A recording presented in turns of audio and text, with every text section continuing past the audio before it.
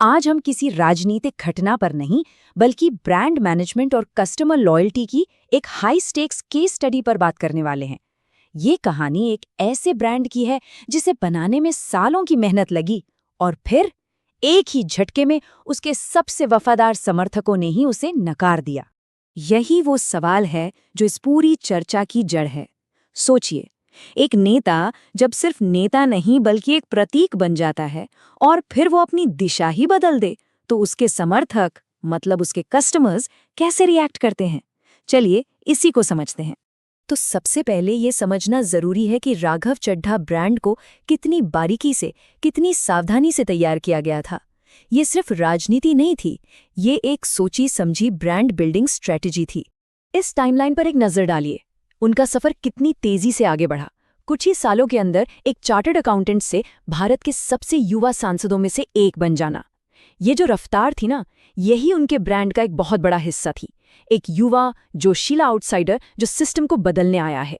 उनकी ब्रांड की पहचान एकदम साफ थी, युवा, पढ़ा लिखा और व्यवस्था विरोधी। ये एक ऐसा ब्रांड प्रॉमिस था जिसने शहरी युवा वोटरों को बहुत अट्रैक्ट किया। वो पारंपरिक राजनीति से बिल्कुल अलग दिखते थे और यही उनकी सबसे बड़ी ताकत थी। और आगे चलकर यही उनकी सबसे बड़ी कमजोरी भी साबित हुई। अच्छा, अब आते हैं कहानी के उस मोड़ पर जब ये ब्रांड प्रॉमिस टूटा और उसके नतीजे तुरंत और ऐसे दिखे जिन्हें नापा जा सकता था।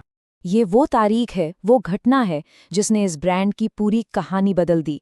चड्ढा ने आम आदमी पार्टी छोड़कर अपनी विरोधी पार्टी भारतीय जनता पार्टी यानी बीजेपी में शामिल होने का ऐलान कर दिया।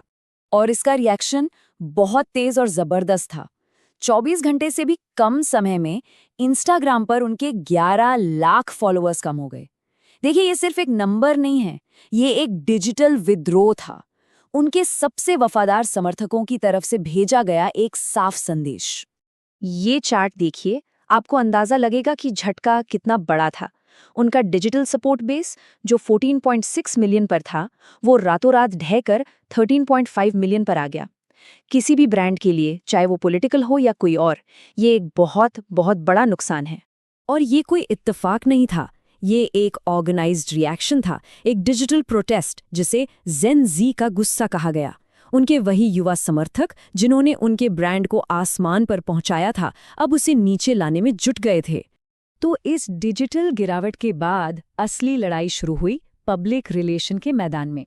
मतलब अब जंग इस बात की थी कि कहानी को कंट्रोल कौन करेगा, नैरेटिव किसका चलेगा। तो यहाँ हमें दो अलग अलग कहानियां देखने को मिली। एक तरफ चड्ढा अपने ब्रांड को एक नई पोजीशन देने की कोशिश कर रहे थे, तो दूसरी तरफ आम आदमी पार्टी ने जवाबी हमला बोल दिया। एएपी ने इसे ऑपरेशन लोटस का नाम दिया। ये एक ऐसा पॉलिटिकल टर्म है जो अक्सर बीजेपी पर दूसरी पार्टियों के विधायक तोड़ने का आरोप लगाने के लिए इस्तेमाल होता है। चड्ढा ने अपने इस कदम को एक नैतिक स्टैंड की तरह पेश किया, जैसे वो अपनी पुरानी पार्टी में हो रहे कथित भ्रष्टाचार के खिलाफ आवाज उठा रहे हैं। उन्होंने खुद को एक विसल ब्लोअर की तरह दिखाने की कोशिश की। और आम आदमी पार्टी का जवाब भी उतना ही सीधा था।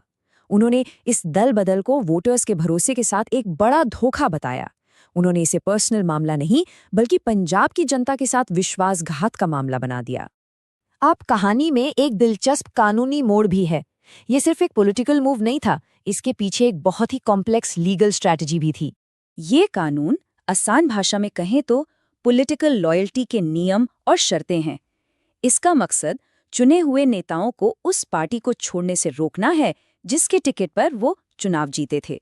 लेकिन जैसा कि होता है, यहाँ एक बहुत बड़ा लूप होल है, एक कानूनी दांवपेच, और चड्ढा और उनके ग्रुप ने उसी का फायदा उठाने की कोशिश की। तो सारा खेल था इन नंबर्स का। कानून कहता है कि अगर किसी पार्टी के 2/3 विधायक एक साथ पार्टी छोड़ते हैं तो उनकी सदस्यता रद्द नहीं होगी। राज्यसभा में ऐप के 10 सांसद थे। 2/3 का मतलब हुआ 6.67, यानी उन्हें कम से कम 7 सांसदों की जरूरत थी। और ठीक इतने ही सांसद यानी 7 ने पार्टी छोड़ी। ये पूरी तरह से कैलकुलेटर पर की गई राजनीति थी। यहीं पर एक बड़ा और पेचीदा कानूनी सवाल खड़ा होता है।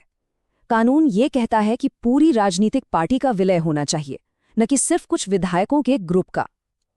ये एक ऐसा मामला है जिस पर सुप्रीम कोर्ट को अभी आखिरी फैसला देना है।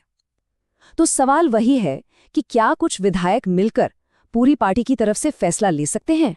तो आखिर में ये पूरी घटना हमें राजनीतिक जवाबदेही यानी पॉलिटिकल अकाउंटेबिलिटी के भविष्य के बारे में क्या इशारा करती है?